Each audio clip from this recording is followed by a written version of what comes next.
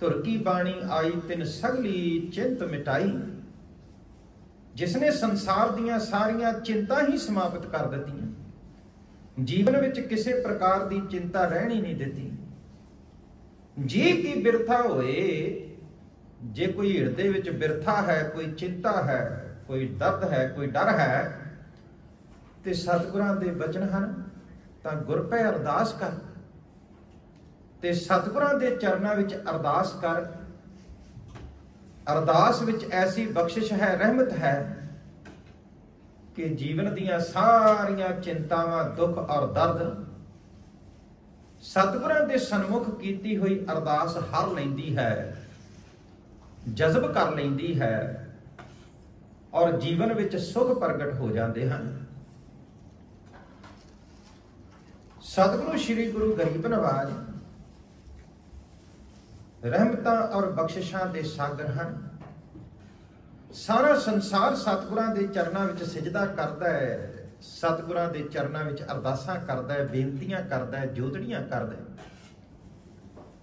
और जो मांगे ठाकुर अपने ते सोई सोई देवै, नानक दास मुख ते जो बोलै इहां उहां सच होवै। किसी प्रकार की कोई कंडीशन सतगुरां ने लाई नहीं। जिवें पंजाबी की एक कहावत है ना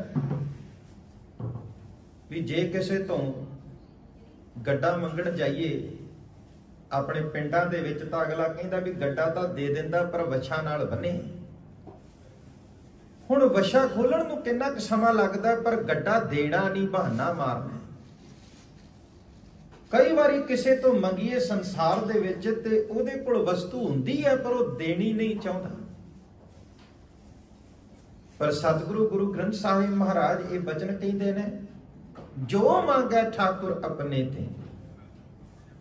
संसार की कोई भी वस्तु अपने ठाकुर तो मंग लो, सतगुरां तो मंग लो, सतगुरु झोली विच पाउंदे ने और बड़े प्रेम दे नाल पाउंदे ने, रहमतां बख्शिशां दे विच भिज के पाउंदे ने। जो मांगे ठाकुर अपने ते सोई सोई देवै। और इसका प्रमाण सारा जगत आप भरता है। कोई ये आख रहा भी मैनू सतगुरां दे दर तो आ मिलिया, कोई कहता मैनू सतगुरां दे दर तो आ बख्शिश प्राप्त हुई, किसी ने आख्या मैनू सतगुरां दे दर तो आ वस्तु प्राप्त हुई। सब निधान दस अष्ट सिधान ठाकुर करतल धरिया।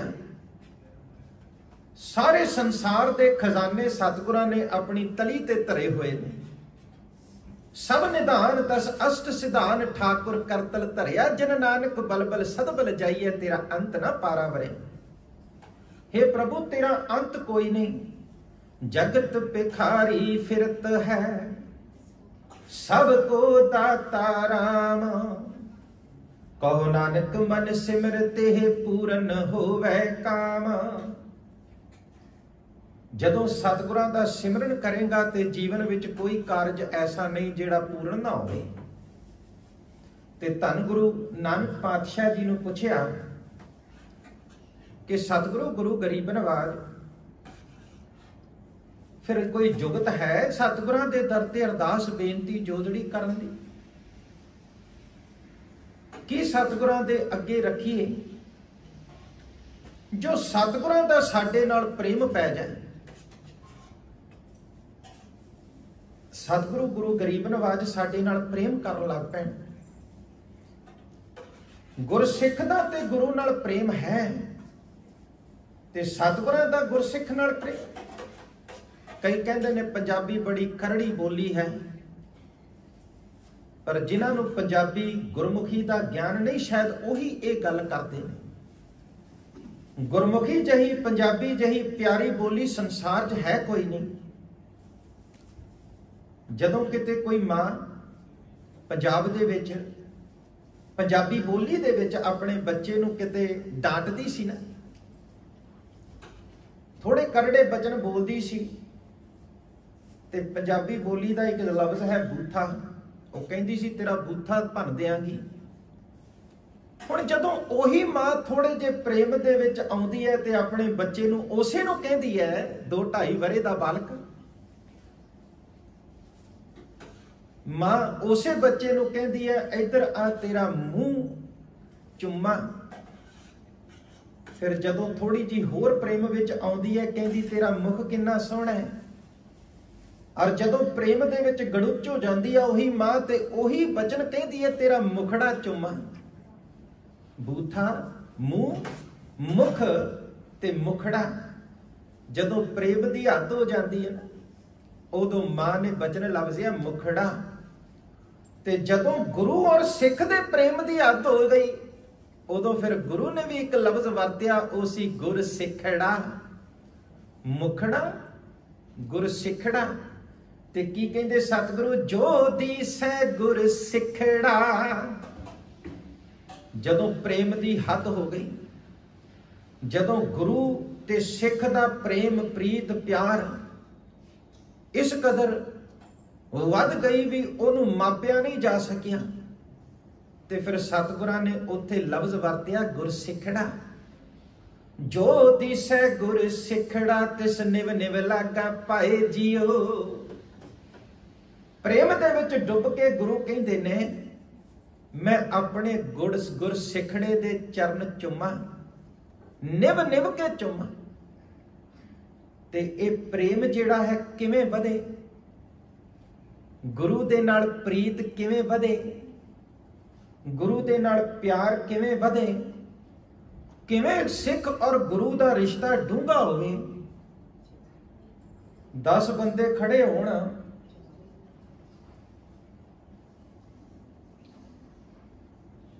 ਤੇ ਇੱਕ ਨਾਲ ਅਸੀਂ ਗੱਲ ਨਾ ਕਰੀਏ, ਬਾਕੀ 9 ਨਾਲ ਗੱਲ ਕਰਦੇ ਰਹੀਏ। ਉਹਨਾਂ ਵੱਲ ਸਾਡਾ ਮੁਖ ਵੀ ਹੋਵੇ, ਉਹਨਾਂ ਵੱਲ ਸਾਡਾ ਮੂੰਹ ਵੀ ਹੋਵੇ, ਉਹਨਾਂ ਨਾਲ ਸਾਡੇ ਅੱਖਾਂ ਦੀ ਸਾਂਝ ਵੀ ਹੋ ਰਹੀ ਹੋਵੇ, ਉਹਨਾਂ ਦੇ ਨਾਲ ਸਾਡੇ ਇਸ਼ਾਰਿਆਂ ਦੀ ਵੀ ਸਾਂਝ ਹੋ ਰਹੀ ਹੋਵੇ, ਪਰ 10 ਵਿੱਚੋਂ ਇੱਕ ਐਸਾ ਹੋਵੇ ਜਿਹਦੇ ਵੱਲ ਅਸੀਂ ਮੁਖ ਹੀ ਕੋਈ ਨਾ ਕਰੀਏ, ਬੁਲਾਈਏ ਹੀ ਨਾ, ਭਾਵੇਂ ਉਹ ਉਹਨਾਂ 10 ਵਿੱਚ ਮੌਜੂਦ ਹੋਵੇ।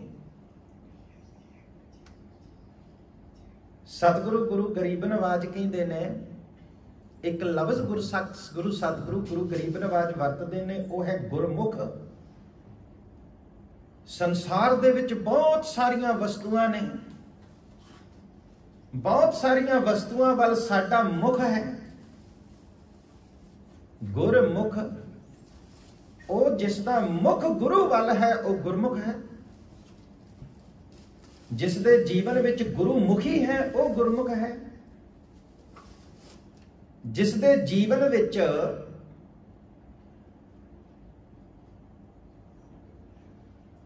ਆਪਣੇ ਮੁਖ ਤੋਂ ਸਿਰਫ ਗੁਰੂ ਗੁਰੂ ਨਿਕਲ ਰਿਹਾ ਹੈ, ਮੁਖ ਤੋਂ ਗੁਰੂ ਗੁਰੂ ਜਪਣ ਵਾਲਾ ਗੁਰਮੁਖ। ਜਿਸ ਦਾ ਮੁਖ ਗੁਰੂ ਵੱਲ ਉਹ ਗੁਰਮੁਖ। ਜਿਸ ਦੇ ਜੀਵਨ ਵਿੱਚ ਮੁਖੀ ਗੁਰੂ ਹੈ ਉਹ ਗੁਰਮੁਖ। ਜਿਸ ਦੇ ਜੀਵਨ ਦੇ ਵਿੱਚ ਮੁਖ ਤੋਂ ਗੁਰੂ ਗੁਰੂ ਨਿਕਲ ਰਿਹਾ ਹੈ ਉਹ ਗੁਰਮੁਖ।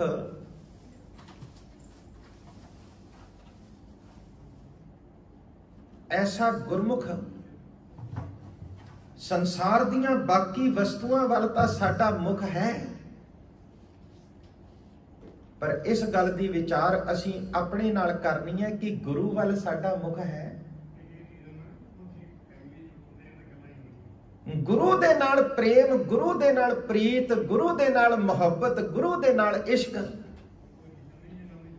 ਕਿਸ ਤਰੀਕੇ ਦੇ ਨਾਲ ਗੁਰੂ ਦਾ ਸਾਡੇ ਨਾਲ ਪ੍ਰੇਮ ਪਵੇ, ਕਿਸ ਤਰੀਕੇ ਦੇ ਨਾਲ ਗੁਰੂ ਸਾਡੇ ਨਾਲ ਪ੍ਰੇਮ ਪਾ ਲੈ।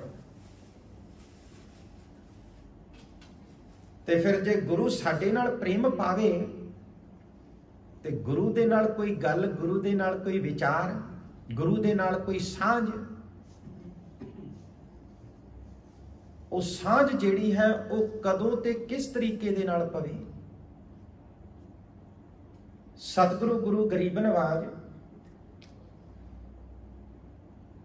ਇਹਨਾਂ ਦੋਵੇਂ ਚੀਜ਼ਾਂ ਦਾ ਉੱਤਰ ਅੰਮ੍ਰਿਤਮਈ ਬਾਣੀ ਵਿੱਚ ਦਿੰਦੇ ਨੇ। ਇੱਕ ਲਫ਼ਜ਼ ਹੈ ਗੁਰੂ, ਇੱਕ ਲਫ਼ਜ਼ ਹੈ ਸਿੱਖ। जो दिसै गुर सिखड़ा। गुरु का सिख लई इतना प्रेम इतना प्यार कि सतगुरु कहते कोई मैनू गुरसिख दिस जाए ते गुरसिखड़ा लफ्ज सिखड़ा लफ्ज मैं तुहानू पहले ही दसिया भी प्रेम की हद है। इस तो अगा प्रेम नापिया नहीं जा सकता। ते ये प्रेम की हद इथों तक है भी गुरु साहब कहते जेड़ा जेड़ा मैनू गुरसिख दिखाई दिंदा मैं उहदे चरण चुमा और निव निव के उहदे चरणों विच सिजदा करा नमस्कार करा। और गुरु साहब ते गुरबाणी च यह भी बचन कहते हैं मैं उस तो अपना आप कुर्बान भी कर दिया।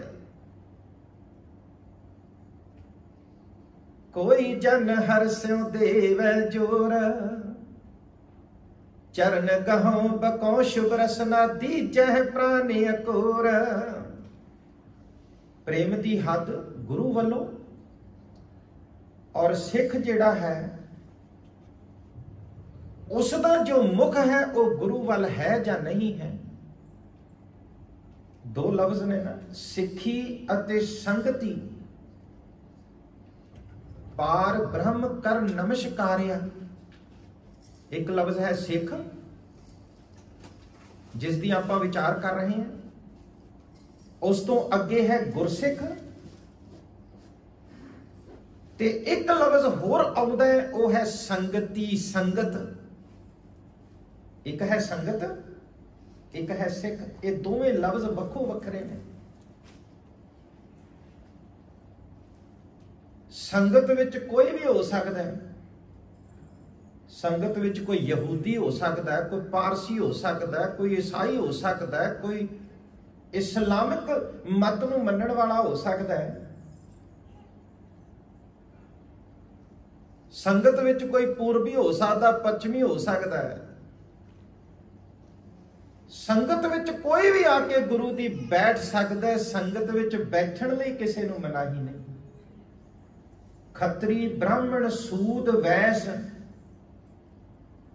किसी भी जात नाल संबंध रखदा होवे किसी भी फिरके नाल संबंध रखदा होवे किसी भी खिते नाल संबंध रखदा होवे इत्थों तक किसी भी बोली नाल संबंध रखदा होवे संगत विच कोई भी आके बैठ सकता। और संगत विच जेड़ा आया है उसका सब तो पहला सत्कार है। क्योंकि जिद्दां कोई घर विच आउंदा है किसी दे घर विच जाइए ते ओदे घर च गए आ ओदे नाल गल्ले ना करिए आपस च गल्लां मारी जाइए बैठ के। जिहदे घर गए आ ओदे नाल गल्ले ना करिए एक नुकरे बह जाइए उत्थे बैठ के आपस च 4-5 बंदे बैठ के गल्लां बातां मार के उत्थों ही मुड़ आइए। ते फिर जिहदे घर गए आ उत्थे उहने कहना ही है भी मैनू तां मिले ही कोई नहीं मेरे नाल तां गल्ले कोई नहीं मैं तां आपस च गल्लां मार के मुड़ गए। संगत का सत्कार जे कोई घर विच आउंदा है ते ओहदा असीं सत्कार करदे हां। ਉਹਦੇ ਲਈ ਚਾਹ ਤਿਆਰ ਕਰਦੇ ਆ ਦੁੱਧ ਤਿਆਰ ਕਰਦੇ ਆ ਸ਼ਰਬਤ ਬਣਾਉਂਦੇ ਅਸੀਂ ਵੀ ਤੁਹਾਡੇ ਘਰਾਂ 'ਚ ਜਾਂਦੇ ਆ ਤੁਸੀਂ ਕਿੰਨਾ ਸਤਿਕਾਰ ਕਰਦੇ ਹੋ। ਜੇ ਅਸੀਂ ਤੁਹਾਡੇ ਨਾਲ ਗੱਲੇ ਨਾ ਕਰੀਏ ਤੁਹਾਡੇ ਘਰ ਜਾ ਕੇ ਜਾਂ ਤੁਹਾਡਾ ਕੋਈ ਰਿਸ਼ਤੇਦਾਰ ਕੋਈ ਸਾਕ ਸੰਬੰਧੀ ਕੋਈ ਮਿੱਤਰ ਦੋਸਤ ਮਿਲਣ ਆਇਆ ਹੋਵੇ ਤੁਸੀਂ ਪੂਰਾ ਸਤਿਕਾਰ ਕਰੋ। ਤੁਸੀਂ ਉਹਦੇ ਲਈ ਲੰਗਰ ਵੀ ਬਣਾਇਆ ਹੋਵੇ ਚੰਗੇ ਚੰਗੇ ਪਕਵਾਨ ਬਣਾਏ ਹੋਣ ਪਰ ਉਹਦੇ ਨਾਲ ਗੱਲੇ ਨਾ ਕਰੋ ਜਿਹਦੇ ਘਰ ਗਏ ਆ ਫਿਰ ਕੋਈ ਸਾਂਝ ਪਊਗੀ ਨਹੀਂ ਪੈਂਦੀ। ਇਸੇ ਤਰ੍ਹਾਂ ਗੁਰੂ ਘਰ ਹੈ ਗੁਰੂ ਘਰ संगत और सिख वखरे ने। संगती रूप विच जदों असीं आउणे आ जिद्दां साडे घर कोई आउंदा वो संगत है ते उरे आके गुरु नाल गल्ले ना करिए क्योंकि गुरु घर दे विच बहुत कुछ संगत लई तैयार कीता जांदा है। ये पुरातन मर्यादा है। इत्थों तक सतगुरां ने गल कह दित्ती पहले संगत पाछे पहले पंगत पाछे संगत।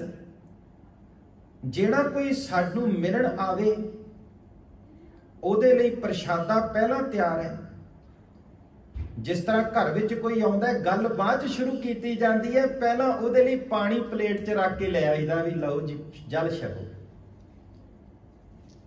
आ लो जी दुध छको, पहला ऐ दसो की छकोगे, फिर गल करदे।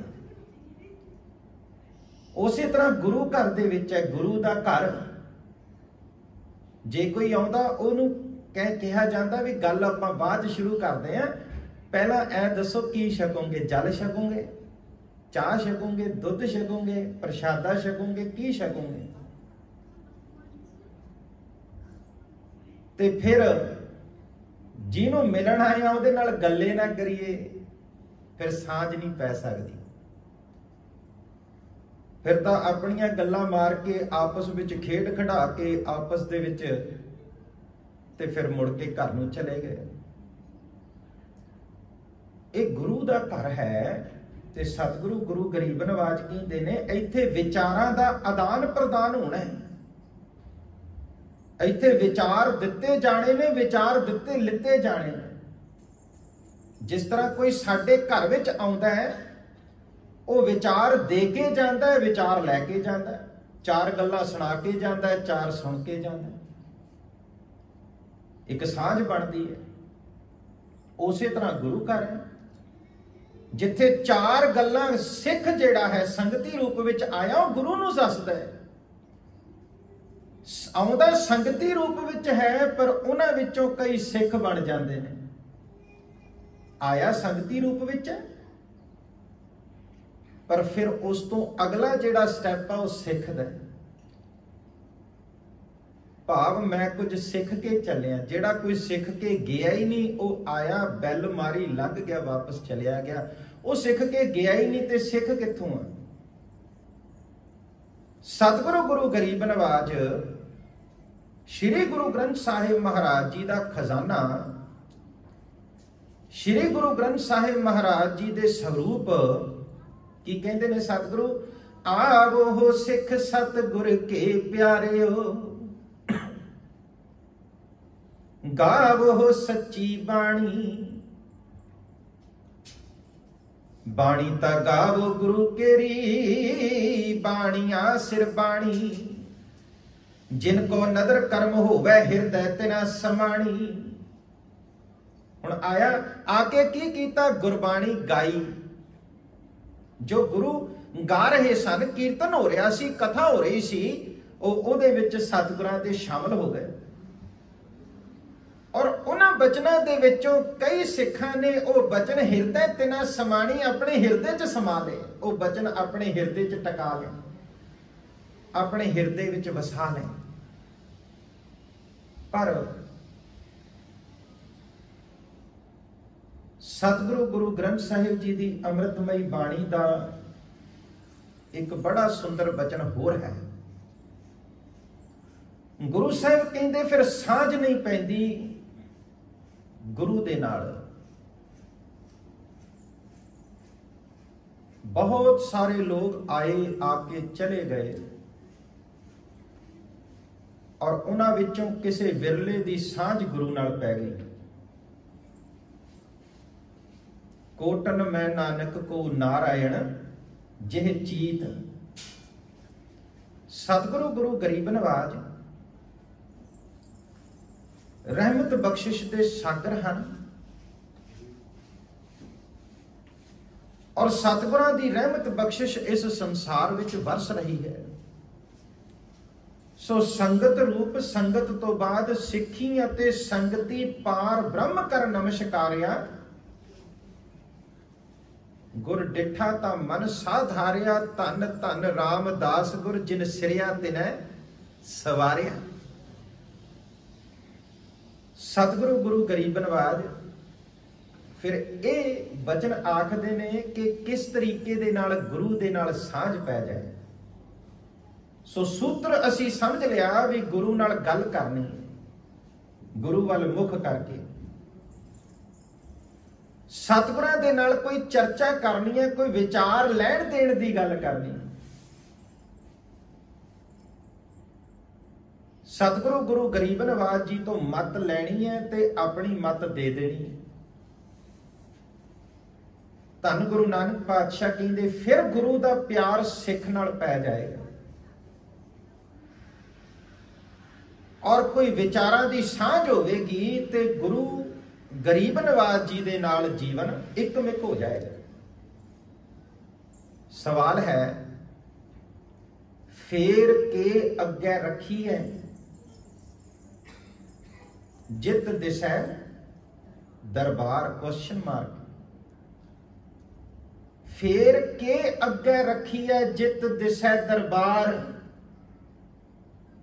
अगे की रखा जेड़ा तेरा दरबार दिस जाए। कईयां नूं तां दरबार च बैठ के दरबार नहीं दिसदा, घरे तां की दिखना है।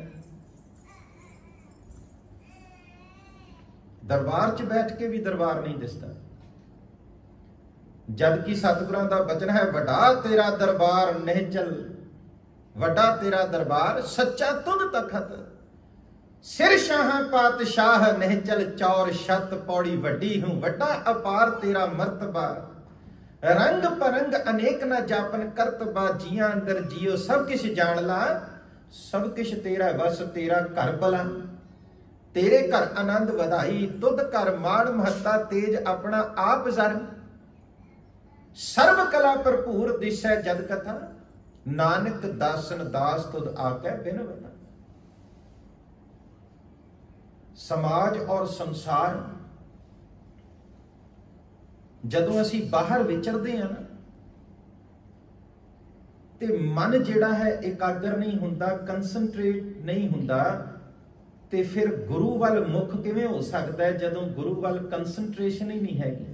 फेर के अगे रखी है जित दिसै दरबार। बाहर ते साडा मन उखड़िया फिरदा है, असी गुरु वाल वेख ही नहीं सकते। ये जिहड़ा अस्थान सत संगत लई गुरुद्वारा साहिब बनाया होया है, सतगुरां ने अस्थान बनाया, एक प्रैक्टिस है कि साडा ध्यान गुरु नाल किस तरह जुड़े।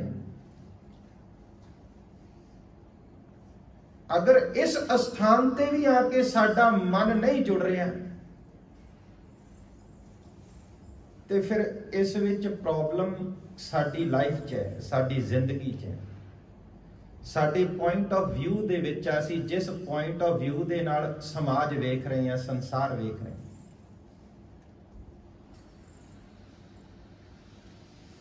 घट्टो घट कोशिश करिया करिए वध तो वध कि गुरुद्वारा साहिब आण के, इस करके गुरु घरां दे विच आउण तो पहला एक गल कही जाती है भी हथ पैर और मूँह जिहड़ा धो के आना है। उहदे पिछे कारण है कि जो साडा माइंड है ना, ये बहुत सारिया मैमरीज इकट्ठियां करता है। साडी बॉडी भी मैमरीज इकट्ठियां करदी है। असी अज एक चीज नूं टच करते हैं, तुसी एक महीना उस चीज नूं डेली टच करो तो तुहानूं समझ लगूगी। एक महीने बाद तुहाडीआं अखां बंद कर दो तो वो चीज तुहानूं टच कराओ, तुसी समझोगे भी आही है। जिहड़ी साडी बॉडी है भी मैमरी इकट्ठी करदी। गुरु घर आउणा ते बाहर अपनी बॉडी दी भी मैमरी बाहर ही छड्ड के आउणी। जल जिहड़ा है, पानी जिहड़ा है, वो बॉडी नूं फ्रैश कर दिंदा है, बॉडी दी मैमरी नूं खत्म कर दिंदा। ते कई लोकी वेखे ने वो गुरु घर आउंदे बाद ने पहला मोबाइल फोन शुरू कर दिंदे ने, फोटोआं खिच्चणियां अपनियां, अपने बच्चियां दियां, अपने साख संबंधियां दियां। बाहर ते साडा मन नहीं जुड़दा। एक स्थान बनाया होया मन जोड़न वास्ते, असी इत्थे भी मन जोड़न लई तैयार नहीं। ते फिर दसो मन जुड़े कित्थे? गुरु दा दरबार दिखे कित्थों? फेर के अगे रखी है जित दिसै दरबार। गुरमुख ते उदों होगा ना जदों गुरु वाल मुख होगा, गुरु नाल कोई गल होगी। जिस तरह उदाहरण पहला मैं दे दिती कि जे किसी दे घर गए आ, ਉੱਥੇ ਆਪਣੀਆਂ ਹੀ ਫੋਟੋਆਂ ਖਿੱਚ ਕੇ ਆ ਗਏ, ਆਪਸ 'ਚ ਗੱਲਾਂ ਕਰਕੇ ਆ ਗਏ, ਉਹਦੇ ਨਾਲ ਗੱਲੇ ਨਹੀਂ ਕਰੀ। ਜਿਹਨੂੰ ਮਿਲਣਗੇ ਫਿਰ ਉੱਥੇ ਜਾਣ ਦਾ ਫਾਇਦਾ ਕਿਆ? ਉਹ ਅਗਲਾ ਕਹੂਗਾ ਨਾ ਵੀ ਮੇਰੇ ਨਾਲ ਤਾਂ ਮਿਲਿਆ ਹੀ ਨਹੀਂ ਭਾਈ, ਮੇਰੇ ਨਾਲ ਗੱਲ ਹੀ ਨਹੀਂ ਕੋਈ ਹੋਈ, ਮੈਨੂੰ ਤਾਂ ਸਤਿ ਸ੍ਰੀ ਅਕਾਲ ਬੁਲਾ ਕੇ ਉਹ ਕੋਨੇ 'ਚ ਬਹਿ ਗਿਆ ਜਾ ਕੇ ਨੁਕਰੇ, ਤੇ ਮੇਰੇ ਨਾਲ ਇਹਨੇ ਕੋਈ ਗੱਲ ਨਹੀਂ ਕੀਤੀ, ਮੇਰੇ ਨਾਲ ਕੋਈ ਵਿਚਾਰ ਨਹੀਂ ਕੀਤੇ। ਜੇ ਗੁਰੂ ਘਰ ਆਏ ਆ ਤੇ ਕੋਸ਼ਿਸ਼ ਕਰਿਆ ਕਰੀਏ ਕਿ ਮਨ ਜਿਹੜਾ ਹੈ ਉਹ ਟਿਕਾਈਏ ਵੱਧ ਤੋਂ ਵੱਧ। ਸਾਰੀ ਕੰਸੈਂਟਰੇਸ਼ਨ ਗੁਰੂ ਦੇ ਸ਼ਬਦ ਵਿੱਚ ਹੋਣੀ ਚਾਹੀਦੀ, ਸਾਰੀ ਇਕਾਗਰਤਾ ਗੁਰੂ ਦੇ ਸ਼ਬਦ, ਕਿਉਂਕਿ ਬਾਹਰ ਤਾਂ ਅਸੀਂ ਜ਼ੋਰ ਲਾ ਲਈਏ ਮਨ ਨਹੀਂ ਟਿਕ ਸਕਦਾ। ਅਸੀਂ ਟਰੈਵਲ 'ਚ ਹਾਂ, ਅਸੀਂ ਘਰ ਦੇ ਵਿੱਚ ਹਾਂ, ਹੋਰ ਨਹੀਂ ਕੁਝ, ਟੈਲੀਵਿਜ਼ਨ ਚਲਾ ਲੈਂਦੇ ਹਾਂ, ਹੋਰ ਨਹੀਂ ਮੋਬਾਈਲ ਕੱਟ ਕੇ ਕਿਸੇ ਦਾ ਫੋਨ ਹੀ ਆ ਜਾਂਦਾ, ਉਹ ਹੀ ਨਹੀਂ, ਦੂਜੇ ਹੀ ਨਹੀਂ ਟਿਕਣ। ਕਿਸ ਤਰ੍ਹਾਂ ਤੁਸੀਂ ਘਰ ਵਿੱਚ ਜਾਂ ਬਾਹਰ ਜੌਬ ਤੇ ਜਾਣਾ ਕੰਮ ਆ, ਆਹੀ ਆ ਜਿਹੜਾ ਸਾਡੇ ਕੋਲ ਅੱਧਾ ਘੰਟਾ, 15 ਮਿੰਟ, 20 ਮਿੰਟ ਲਾ ਲਓ, 10 ਮਿੰਟ, 5 ਮਿੰਟ, ਜਿੰਨੇ ਵੀ ਹੈਗੇ ਨੇ, ਬਸ ਆਹੀ ਸਮਾਂ ਹੈ ਕਿ ਅਸੀਂ ਪ੍ਰੈਕਟਿਸ ਕਰ ਸਕੀਏ ਕਿ ਗੁਰੂ ਨਾਲ ਸਾਡੀ ਕੋਈ ਸਾਂਝ ਪੈ ਜਾਏ। ਵੱਧ ਤੋਂ ਵੱਧ ਕੋਸ਼ਿਸ਼ ਕਰਿਆ ਕਰੋ ਜਦੋਂ ਗੁਰੂ ਘਰ ਆਉਨੇ ਹੋ ਤੇ ਸਰੀਰਕ ਅਸੀਂ ਮੈਮਰੀ ਛੱਡ ਦਿੱਤੀ, ਪਰ ਮਨ ਵਾਲੀ ਤਾਂ ਉਹ ਵੀ ਸਾਡੇ ਪਾਕਟ 'ਚ ਹੀ ਪਈ ਆ, ਉਹ ਫਿਰ ਇੱਥੇ ਕੱਢ ਲਈਦੀ ਅਸੀਂ, ਤੇ ਫਿਰ ਕੰਸੈਂਟਰੇਸ਼ਨ ਨਹੀਂ ਬਣ ਪਾਉਂਦੀ, ਗੁਰੂ ਨਾਲ ਸਾਡੀ ਕੋਈ ਸਾਂਝ ਨਹੀਂ ਬਣ ਪਾਉਂਦੀ। ਔਰ ਇਹੀ ਕਾਰਨ ਹੈ ਜੀਵਨ ਦੇ ਵਿੱਚ ਚਿੰਤਾਵਾਂ ਦਾ, ਜਿਹੜੀਆਂ ਅੱਜ ਦੀ ਤਰੀਕ 'ਚ ਵੱਧ ਰਹੀਆਂ ਨੇ। ਹੋਰ ਕੋਈ ਕਾਰਨ ਨਹੀਂ ਹੈਗਾ, ਕਿਉਂਕਿ ਮਨ ਇਕਾਗਰ ਕਰਨ ਵਾਲੀ ਥਾਂ ਤੇ ਵੀ ਅਸੀਂ ਮਨ ਇਕਾਗਰ ਕਰਨਾ ਸਿੱਖੇ ਨਹੀਂ।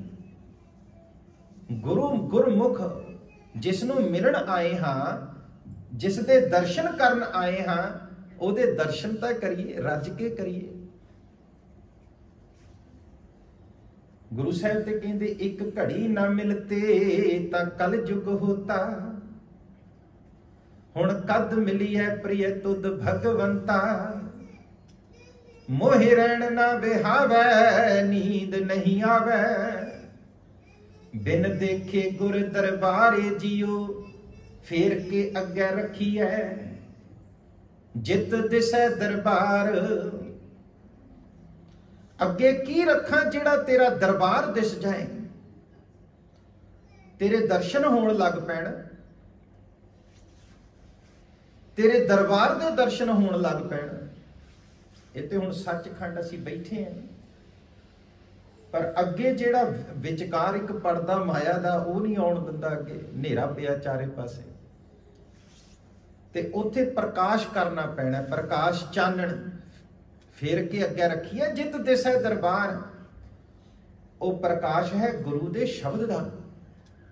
ਇਸ ਕਰਕੇ ਸਤਿਗੁਰਾਂ ਦੀ ਬਚਨ ਮੈਂ ਆਪ ਜੀ ਨਾਲ ਪਹਿਲਾਂ ਵੀ ਸਾਂਝੇ ਕੀਤੇ ਸੀ। ਆਵੋ ਸਿੱਖ ਸਤਿਗੁਰੂ ਕੇ ਪਿਆਰਿਓ, ਗਾਵੋ ਸੱਚੀ ਬਾਣੀ। ਗੁਰੂ ਸਾਹਿਬ ਕਹਿੰਦੇ ਬਾਣੀ ਦਾ ਪ੍ਰਕਾਸ਼ ਕਰ ਆਪਣੇ ਸਾਹਮਣੇ, ਤੇ ਜੇ ਬਾਣੀ ਦਾ ਪ੍ਰਕਾਸ਼ ਸਾਹਮਣੇ ਕਰੇਗਾ ਤੇ ਉਹ ਪ੍ਰਕਾਸ਼ ਦੇ ਨਾਲ ਕੰਸੈਂਟਰੇਸ਼ਨ ਲੈਵਲ ਵੱਧ ਜਾਊਗਾ, ਤੇ ਗੁਰੂ ਦਾ ਦਰਬਾਰ ਸਾਹਮਣੇ ਦਿਸਣ ਲੱਗ ਪਊਗਾ। ਫਿਰ ਮੂੰਹ ਕੇ ਬੋਲਣ ਬੋਲੀਐ ਜਿਤ ਸੁਣ ਧਰੇ ਪਿਆਰ। ਉੱਥੇ ਫਿਰ ਮੈਂ ਮੂੰਹ ਤੋਂ ਕਿਹੜੇ ਬਚਨ ਬੋਲਾਂ, ਜ਼ਬਾਨ ਆਪਣੇ ਜੀਭ ਤੋਂ ਕੀ ਬੋਲਾਂ, ਜਿਹੜਾ ਕਿ ਸਤਿਗੁਰਾਂ ਦਾ ਮੇਰੇ ਨਾਲ ਪਿਆਰ ਪੈ ਜਾਏ, ਕੋਈ ਸਾਂਝ ਪੈ ਜਾਏ ਸਾਡੀ। ਕਿਉਂਕਿ ਆਪਣਾ ਤਾਂ ਪਤਾ ਨਾ, ਪਰ ਗੁਰੂ ਦਾ ਨਹੀਂ ਪਤਾ। ਹਰ ਬੰਦੇ ਨੂੰ ਆਪਣਾ ਪਤਾ ਹੈ, ਪਰ ਸਤਿਗੁਰਾਂ ਦੀ ਗਤਮਿਤ ਕੋਈ ਨਹੀਂ ਜਾਣਦਾ। ਗੁਰੂ ਬੇਅੰਤ ਹੈ। ਸਤਿਗੁਰੂ ਗੁਰੂ ਗਰੀਬ ਨਵਾਜ ਕਹਿੰਦੇ ਕਿ ਤੇਰਾ ਮੇਰੇ ਨਾਲ ਪ੍ਰੇਮ ਪੈ ਜਾਏ। ਫਿਰ ਉੱਥੇ ਸਤਿਗੁਰਾਂ ਨੇ ਬਚਨ ਆਖਿਆ ਅੰਮ੍ਰਿਤ ਵੇਲਾ। ਆਪਣੇ ਜੀਵਨ ਵਿੱਚ ਇੱਕ ਵੇਲਾ ਅੰਮ੍ਰਿਤ ਵੇਲਾ ਬਣਾਓ। ਉਸ ਵੇਲੇ ਨੂੰ ਅੰਮ੍ਰਿਤ ਵੇਲੇ ਦਾ ਨਾਮ ਦਿਓ। ਜੇ ਅੰਮ੍ਰਿਤ ਵੇਲੇ ਤੱਕ ਪਹੁੰਚਣਾ ਹੈ, ਜੇ ਅੰਮ੍ਰਿਤ ਵੇਲੇ ਤੱਕ ਪਹੁੰਚਣਾ ਹੀ ਜੀਵਨ ਦੀ ਬਹੁਤ ਵੱਡੀ ਪ੍ਰਾਪਤੀ ਹੁੰਦੀ। ਫੇਰ ਕੇ ਅੱਗੇ ਰੱਖੀਏ ਜਿਤ ਦਿਸੈ ਦਰਬਾਰ। ਮੋਹ ਕੇ ਬੋਲਣ ਬੋਲੀਏ ਜਿਤ ਸੁਣ ਧਰੇ ਪਿਆਰ। ਅੰਮ੍ਰਿਤ ਵੇਲਾ उस वेले नूं अमृत वेला बनाओ जिस वेले भी गुरु दे दर्शन करन जाना है। उस वेले दे विच होर कोई अपॉइंटमेंट नहीं होनी चाहिए। वो वेला राखवा होना चाहिए, सैपरेट होना चाहिए, गुरु ਲਈ होना चाहिए। उस वेले दे विच कोई डिस्ट्रक्शन नहीं, होर किसे नाल मुलाकात नहीं होनी चाहिए। वो वेला तुसी डिसाइड करना भी केड़ा होना चाहिए। तुसी मिलन जाना है, तुसी डिसाइड करना भी वो वेला केड़ा होना चाहिए जिस वेले मैं मिला, जिस वेले मेरी गल गुरु नाल होवे, जिस वेले मैं गुरु नूं जाके मिला, गुरु दे नाल गल करा, कोई बचन साझा करा। इस करके मैं लास्ट वीक कथा विच एक गल कही सी, सहज पाठ आरंभ करन दी। गुरबाणी दा एक ओंकार तो अमृत बाणी आरंभ हुंदी है। सो अपने जीवन का एक वेला ऐसा निश्चित करो डेली, जिस वेले दे विच गल सिर्फ गुरु नाल होनी है, होर किसे नाल नहीं होनी। क्योंकि गुरु ही है जिसने मैनू मेरे अंदर दी सोझी दवानी। गुरु साहब नाल बैठना भाव अपने आप नाल बैठना। शरीर ते अंदर बैठा होया जिहड़ा रूह जिंद जो भी असीं कहने हैं, आपस विच एक बारी गल करन लगे ते शरीर कहंदा भी किते मैनू छड्ड ते नहीं जाएंगी। वो कहंदी जिद्दण असल मालक दा सद्दा आ गया ना, वो मैं एक सेकंड पहला नहीं दसना, छड्ड के चली जाना। ते दसो किसे नूं दसदी जान लगे हैं। गुरु ग्रंथ साहिब जी दी बाणी दा वचन है, दरियावे कन्ने बगला बैठा केल करे, केल करेंदे हंज नूं अचिंते बाज पए तिस रब दे केलां विसरियां, जो मन चित न चेते सन सो गाली रब किया। ਜਿਹੜੀਆਂ चित चेते ही नहीं सी, वो गल्लां फिर हो जांदियां ने, क्योंकि उन्हें पुछना नहीं संसार तो लिजाण लग्या। सद्दण हारा सिमरिया सद्दड़े नित पवन। संसार च नित सद्दे पै रहे ने, किसे नूं पै गया किते किसे नूं सद्दा पै गया। जाना सब ने, सब ना सौरे वंजना, सब मुकलावण हार। सब ना जाना, सब ना मरना आया। और जिदन वो समा आया, फिर अंदर बैठी रूह ने शरीर नूं दसना ही नहीं, क्योंकि कदी इहदे नाल बैठा ही नहीं, गल ही नहीं कीती, पता ही नहीं कौन बैठा अंदर जिहड़ा जीवन चला रहा। सतगुरु गुरु गरीब नवाज उसनूं अमृत वेला कहिंदे, अमृत वेला। और दुनिया के सारे धर्मां ने अमृत वेला उस वक्त नूं आखिया जदों सूरज, जदों दिन ते रात दा मिलाप होने वाला हुंदा है। तुसीं किसी भी धर्म की स्टडी कर लो,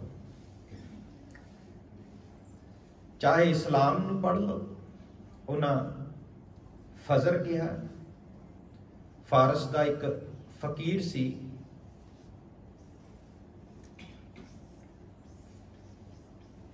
वो अमृत वेले उठ नहीं सकिया। बाबा फरीद ने भी ये गल कही अमृत बाणी दे विच। बाबा फरीद कहंदे अज मेरे तो इशा की नमाज नहीं हुई। एक दिन नहीं सी हुई बाबा फरीद तो इशा की नमाज। फजर, ज़ोहर, असर, मगरिब और इशा 5 नमाज़ां ने। फजर दी उदों पढ़ी जाती जदों सूरज नहीं निकलिया हुंदा। ज़ोहर उदों पढ़ी जाती जदों बंदे दा परछावां ओहदी लंबाई नालों दुगना होए। ਅਸਲ ਉਦੋਂ ਪੜ੍ਹੀ ਜਾਂਦੀ ਜਦੋਂ ਬੰਦੇ ਦਾ ਪਰਛਾਵਾਂ ਉਹਦੀ ਲੰਬਾਈ ਜਿੰਨਾ ਹੋਵੇ। ਦੁਪਹਿਰ ਵੇਲੇ, ਮਗਰਿਬ ਜਦੋਂ ਸੂਰਜ ਡੁੱਬ ਰਿਹਾ ਹੋਵੇ, ਆਕਾਸ਼ 'ਚ ਲਾਲੀ ਹੋਵੇ, ਇਸ਼ਾ ਰਾਤ ਦੀ। ਬਾਬਾ ਫਰੀਦ ਦੀ ਬੰਦਗੀ ਕਿੰਨੀ ਸੀ, ਕਿੰਨਾ ਪ੍ਰੇਮ ਸੀ, ਕਿੰਨੀ ਮੁਹੱਬਤ ਸੀ। ਤੇ ਬਾਬਾ ਫਰੀਦ ਆਪਣੀ ਬਾਣੀ 'ਚ ਇਸ ਗੱਲ ਨੂੰ ਮੰਨਦੇ ਨੇ ਵੀ ਮੇਰੇ ਤੋਂ ਇੱਕ ਸਮਾਂ ਐਸਾ ਮੇਰੀ ਲਾਈਫ 'ਚ ਆਇਆ ਜਦੋਂ ਮੇਰੇ ਤੋਂ ਇਸ਼ਾ ਦੀ ਨਮਾਜ਼ ਨਹੀਂ ਹੋਈ, ਨਹੀਂ ਪੜ੍ਹ ਸਕੇ। ਨਿਤਨੇਮ ਡੇਲੀ ਨਿਤ ਕਰਦੇ ਸੀ। ਫਾਰਸ ਦਾ ਫਕੀਰ, ਬੜੀ ਸੋਹਣੀ ਉਹਦੀ ਮਜ਼ਾਰ ਬਣੀ ਹੋਈ, ਬੜੇ ਲੋਕ ਜਾਂਦੇ ਨੇ ਈਰਾਨ ਦੇ ਵਿੱਚ।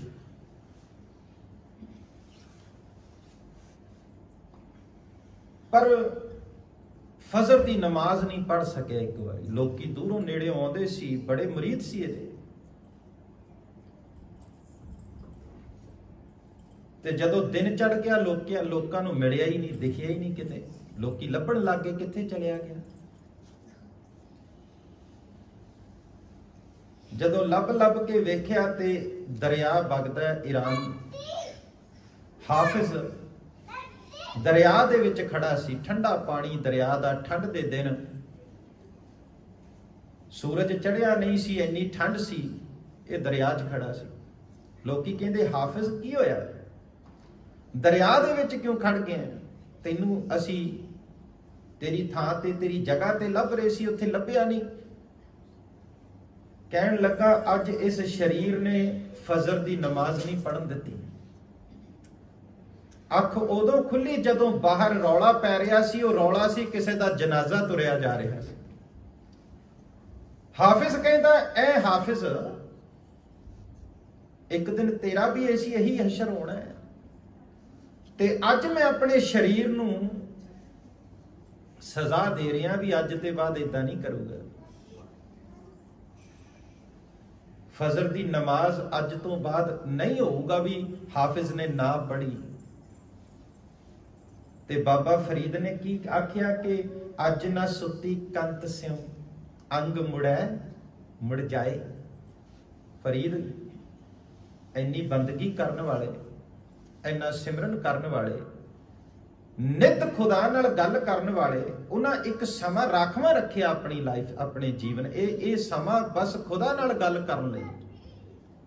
ਉਹਨੂੰ ਗੁਰੂ ਨਾਨਕ ਪਾਤਸ਼ਾਹ ਅੰਮ੍ਰਿਤ ਵੇਲਾ ਕਹਿੰਦੇ।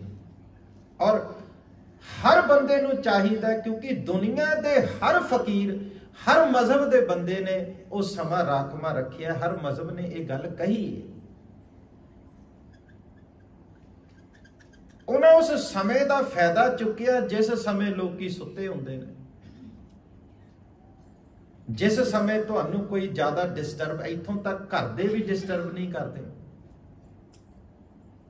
ਉਹ ਕਹਿੰਦੇ ਤੇਰੇ ਲਈ ਸੌਖਾ ਹੋ ਜਾਊਗਾ ਜੇ ਇਸ ਵੇਲੇ ਉੱਠ ਜਾਏਗਾ ਔਰ ਖੁਦਾ ਦੇ ਨਾਲ ਗੱਲ ਕਰ ਲੇਗਾ, ਕਿਉਂਕਿ ਬਾਕੀ ਤਾਂ ਸੌਂ ਰਹੇ ਨੇ। ਫਿਰ ਦਿਨ ਦੇ ਵਿੱਚ ਤਾਂ ਸਮਾਂ ਲੱਭਣਾ ਨਹੀਂ, ਕਿਉਂਕਿ ਬਿਜ਼ਨਸ ਹੈ, ਨੌਕਰੀ ਹੈ, ਬੱਚੇ ਨੇ, ਕਿਸੇ ਨੂੰ ਸਕੂਲ ਤੋਂ ਲਿਆਉਣਾ, ਕਿਸੇ ਨੂੰ ਛੱਡਣਾ, ਕੋਈ ਦਾਲ ਆਟਾ ਮੁੱਕਿਆ ਉਹ ਸਮਾਨ ਲਿਆਉਣਾ ਕਰਨਾ, ਹੋਰ ਕਈ ਚੀਜ਼ਾਂ ਨੇ ਸਮਾਜ ਦੀਆਂ ਜਿਹੜੀਆਂ ਕਿ ਸਾਰਾ ਦਿਨ ਭੱਜਣਾ ਪੈਂਦਾ, ਦੌੜਨਾ ਪੈਂਦਾ। ਸੋ ਉਹਨਾਂ ਕਿਹਾ ਵੀ ਇੱਕ ਸਮਾਂ ਅੰਮ੍ਰਿਤ ਵੇਲਾ ਜਿਹੜਾ ਉਹ ਸਮਾਂ ਸੌਖਿਆਂ ਗੱਲ ਕਰ ਸਕਦਾ ਹੈ ਰੱਬ ਨਾਲ, ਸੌਖੀ ਗੱਲ ਕਰ ਸਕਦਾ ਹੈ ਗੁਰੂ ਦੇ ਨਾਲ। ਅੰਮ੍ਰਿਤ ਵੇਲਾ ਸੱਚ ਨਾਉ ਵਡਿਆਈ ਵਿਚਾਰ। ਆਪਣੇ ਜੀਵਨ ਦੇ ਵਿੱਚ ਇੱਕ ਸਮਾਂ ਐਸਾ ਬਣ ਜਿਹਨੂੰ ਅੰਮ੍ਰਿਤ ਵੇਲਾ ਕਹਿੰਦੇ, ਜਿਸ ਵੇਲੇ ਸਿਰਫ ਤੇ ਸਿਰਫ ਤੂੰ ਹੋਵੇਂ ਔਰ ਪਰਮਾਤਮਾ ਹੋਵੇ, ਹੋਰ ਕੋਈ ਨਾ ਹੋਵੇ। ਜਿਸ ਵੇਲੇ ਤੂੰ ਹੋਵੇ ਤੇ ਨਿਰੰਕਾਰ ਹੋਵੇ, ਹੋਰ ਤੀਸਰਾ ਹੋਵੇ ਹੀ ਕੋਈ ਨਾ। ਜਿਸ ਵੇਲੇ ਤੇਰੀ ਔਰ ਪਰਮਾਤਮਾ ਦੀ ਗੱਲ ਚੱਲ ਰਹੀ ਹੋਵੇ, ਔਰ ਉਸ ਗੱਲ ਦੇ ਵਿੱਚ ਤੀਸਰਾ ਹੋਰ ਨਹੀਂ ਕੋਈ ਹੋਣਾ ਚਾਹੀਦਾ। ਉਸ ਸਾਂਝ ਦੇ ਵਿੱਚ ਤੂੰ ਹੋਵੇ ਤੇ ਪਰਮਾਤਮਾ ਪਰਮੇਸ਼ਵਰ ਹੋਵੇ। ਸਤਿਗੁਰਾਂ ਨੇ ਉਹਨੂੰ ਹੋਰ ਸੌਖਾ ਕਰ ਦਿੱਤਾ ਅੰਮ੍ਰਿਤ ਬਾਣੀ ਦੇ ਕੇ। ਇੱਕ ਓੰਕਾਰ, ਜਦੋਂ ਅੰਮ੍ਰਿਤ ਵੇਲਾ ਹੁੰਦਾ ਹੈ, ਸਿੱਖ ਉੱਠਦਾ ਹੈ ਤੇ ਇੱਕ ਓੰਕਾਰ ਆਪਣੀ ਜ਼ੁਬਾਨ ਤੋਂ ਬੋਲਦਾ ਹੈ ਤੇ ਉਹਦੀ ਸਾਂਝ ਸਤਿਗੁਰਾਂ ਨਾਲ ਪੈਂਦੀ, ਨਿਰੰਕਾਰ ਨਾਲ ਪੈਂਦੀ, ਪਰਮਾਤਮਾ ਨਾਲ ਪੈਂਦੀ। ਫਰੀਦ ਕਹਿੰਦੇ ਉੱਠ ਫਰੀਦਾ ਉਜ਼ੂ ਸਾਜ਼ ਸੁਬਹਾ ਨਿਵਾਜ਼ ਗੁਜ਼ਾਰ, ਸੋ ਸਿਰ ਸਾਈ ਨਾ ਜੋ ਸਿਰ ਸਾਈ ਨਾ ਨਿਵੈ ਸੋ ਸਿਰ ਕੱਪ ਉਤਾਰ। ਉਹ ਕਹਿੰਦਾ ਜਿਹੜਾ ਸਿਰ ਇਸ ਵੇਲੇ ਪਰਮਾਤਮਾ ਦੇ ਚਰਨਾਂ 'ਚ ਨਹੀਂ ਝੁਕਦਾ ਉਸ ਸਿਰ ਨੂੰ ਵੱਢ ਦੇਣਾ ਚੰਗਾ। ਬਾਬਾ ਫਰੀਦ ਦੇ ਬਚਨ ਕੈਸੇ ਕਰੜੇ ਬੋਲ ਰਹੇ। ਜੋ ਸਿਰ ਸਾਈ ਨਾ ਨਿਵੈ ਸੋ ਸਿਰ ਕੱਪ ਉਤਾਰ। ਉੱਠ ਫਰੀਦ ਤੇ ਖੁਦਾ ਦੀ ਫਜਰ ਦੀ ਨਮਾਜ਼ ਅਦਾ ਕਰ। ਸੋ ਅੰਮ੍ਰਿਤ ਵੇਲਾ ਜਦੋਂ ਤੱਕ ਤੁਸੀਂ ਆਪਣੇ ਜੀਵਨ ਵਿੱਚ ਨਹੀਂ ਬੰਨ੍ਹਦੇ ਉਦੋਂ ਤੱਕ ਸਤਿਗੁਰਾਂ ਨਾਲ ਸੰਬੰਧ ਨਹੀਂ ਪੈ ਸਕਦਾ। ਐਸਾ ਸਤਿਗੁਰੂ ਦੀ ਬਾਣੀ ਦਾ ਕਹਿਣਾ। ਉਹ ਅੰਮ੍ਰਿਤ ਵੇਲਾ ਤੁਸੀਂ ਡਿਸਾਈਡ ਕਰਨਾ ਵੀ ਕਿਹੜਾ ਹੋਣਾ ਹੈ। ਸੌਖਾ ਜਿਹੜਾ ਵੇਲਾ ਹੈ ਉਹ ਵੇਲਾ ਸਵੇਰ ਦਾ ਹੈ ਜਦੋਂ ਦਿਨ ਤੇ ਰਾਤ ਦਾ ਮਿਲਾਪ ਹੁੰਦਾ। ਸੰਸਾਰ ਦੇ ਤਕਰੀਬਨ ਸਾਰੇ ਧਰਮਾਂ ਨੇ ਉਸ ਵੇਲੇ ਨੂੰ ਅੰਮ੍ਰਿਤ ਵੇਲਾ ਕਿਹਾ ਹੈ ਕਿ ਜਿਸ ਤਰ੍ਹਾਂ ਦਿਨ ਔਰ ਰਾਤ ਦਾ ਮਿਲਾਪ ਹੋ ਰਿਹਾ ਹੈ ਇਸ ਤਰ੍ਹਾਂ ਤੇਰਾ ਵੀ ਮਿਲਾਪ ਪਰਮੇਸ਼ਵਰ ਨਾਲ ਹੋ ਸਕਦਾ। ਇਸ ਤਰ੍ਹਾਂ ਤੂੰ ਵੀ ਪਰਮੇਸ਼ਵਰ ਦਾ ਪਿਆਰਾ ਬਣ ਸਕਦਾ। ਸੋ ਗੁਰੂ ਸਾਹਿਬ ਬਖਸ਼ਿਸ਼ ਕਰਨ, ਰਹਿਮਤ ਕਰਨ ਸਾਡੇ ਸਾਰਿਆਂ ਤੇ। ਸਾਡੇ ਜੀਵਨ ਦੇ ਵਿੱਚ ਅੰਮ੍ਰਿਤ ਵੇਲਾ ਪ੍ਰਗਟ ਹੋ ਜਾਏ ਤੇ ਸਾਡਾ ਸੰਬੰਧ ਸਤਿਗੁਰਾਂ ਨਾਲ ਪੈ ਜਾਏ ਤੇ ਇਹ ਜੀਵਨ ਗੁਰੂ ਵੱਲ ਮੁਖ ਕਰਕੇ ਤੇ ਗੁਰਮੁਖ ਖਵਾਉਣ ਵਿੱਚ ਸਮਰੱਥ ਹੋ ਜਾਏ ਤੇ ਸੰਸਾਰ ਵਿੱਚ ਆਉਣਾ ਪ੍ਰਵਾਨ ਹੈ। ਫੇਰ ਕੇ ਅੱਗੇ ਰੱਖੀ ਹੈ ਜਿਤ ਦਿਸੈ ਦਰਬਾਰ, ਮੂੰਹੋਂ ਕੇ ਬੋਲਣ ਬੋਲੀਐ ਜਿਤ ਸੁਣ ਧਰੇ ਪਿਆਰ। ਅੰਮ੍ਰਿਤ ਵੇਲਾ ਸਚ ਨਾਉ ਵਡਿਆਈ ਵਿਚਾਰ। ਸਤਿਗੁਰੂ ਰਹਿਮਤ ਕਰਨ ਅੰਮ੍ਰਿਤ ਵੇਲਾ ਔਰ ਅੰਮ੍ਰਿਤ ਵੇਲੇ ਸਤਿਗੁਰਾਂ ਦੀ ਵਡਿਆਈ ਵਿਚਾਰ ਬਖਸ਼ ਕੇ ਨਿਵਾਜਣ। ਰਹਿਮਤਾਂ ਸਤਿਗੁਰਾਂ ਦੀਆਂ ਸਾਰਿਆਂ ਦੇ ਜੀਵਨ ਅੰਦਰ ਵਰਸਣ। ਆਪ ਸੰਗਤ ਦਾ ਬਹੁਤ ਬਹੁਤ ਧੰਨਵਾਦ। ਬਹੁਤ ਹੀ ਰੁਝੇਵੇਂ ਭਰੇ ਸਮੇਂ 'ਚੋਂ ਤੁਸੀਂ ਸਮਾਂ ਕੱਢਿਆ ਔਰ ਗੁਰੂ ਘਰ ਹਾਜ਼ਰੀਆਂ ਭਰਨ ਲਈ ਪਹੁੰਚੇ ਹੋ। ਸਭਨਾਂ ਦੀ ਹਾਜ਼ਰੀ ਸਤਿਗੁਰੂ ਦਰ ਤੇ ਪ੍ਰਵਾਨ ਕਰਨ। ਸਭਨਾਂ ਦੇ ਘਰ ਪਰਿਵਾਰਾਂ ਅੰਦਰ ਸੁਖ ਸ਼ਾਂਤੀ ਚੜ੍ਹਦੀ ਕਲਾ ਸਤਿਗੁਰੂ ਵਰਤਾਉਣ। ਆਪ ਸੰਗਤ ਦਾ ਬਹੁਤ ਬਹੁਤ ਧੰਨਵਾਦ। ਹੋਈਆਂ ਬੇਅੰਤ ਭੁੱਲਾਂ ਦੀ ਖਿਮਾ ਦਿਓ ਅਸੀਸ। ਬੁਲਾਓ ਗੱਜ ਕੇ ਫਤਿਹ। ਵਾਹਿਗੁਰੂ ਜੀ ਕਾ ਖਾਲਸਾ, ਵਾਹਿਗੁਰੂ ਜੀ ਕੀ ਫਤਿਹ।